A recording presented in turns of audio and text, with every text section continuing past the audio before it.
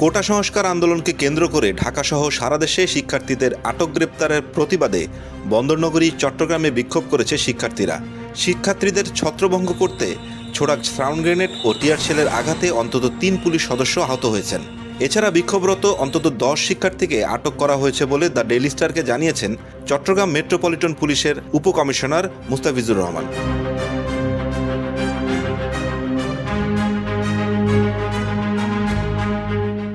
পূর্ব ঘোষিত সিদ্ধান্ত অনুযায়ী আজ সোমবার বিকেল 3:30টার দিকে নগরীর জামাল খান এলাকায় শিক্ষার্থীদের বিক্ষোভ করার কথা ছিল।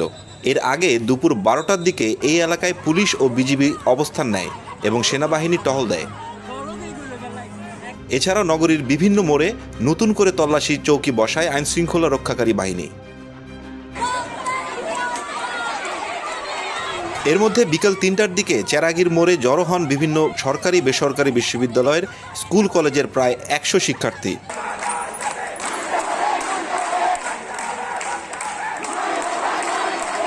তখন চট্টগ্রাম সিটি কর্পোরেশনের স্থানীয় কাউন্সিলর শৈবাল দাস সুমনের নেতৃত্বে প্রায় 100 থেকে 150 জন ছাত্রলীগ যুবলীগ কর্মী সেখানে যায় বলে প্রত্যক্ষদর্শীরা জানায়।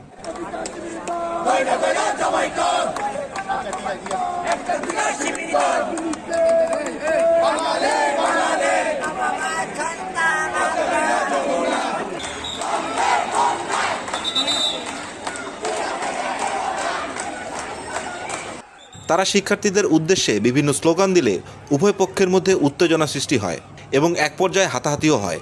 একসময় যুবলীগ কর্মীরা 4-5 জন শিক্ষার্থীকে মারধর করে পুলিশের হাতে তুলে দেয়। আন্দোলনরত শিক্ষার্থীরা আটককৃতদের ছুটাতে গেলে তাদের সঙ্গে পুলিশের হাতাহাতি হয়।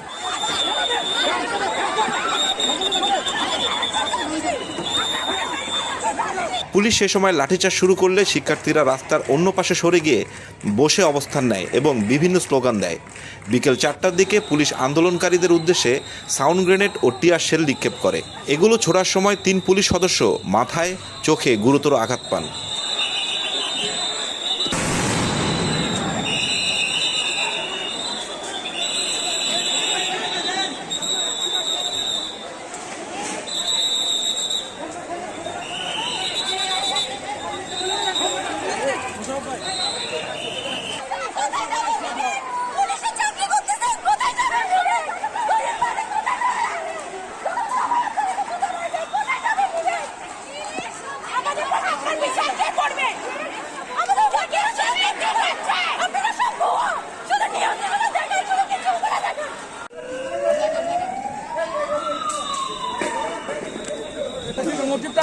মসজিদটা শেষ করতে হবে।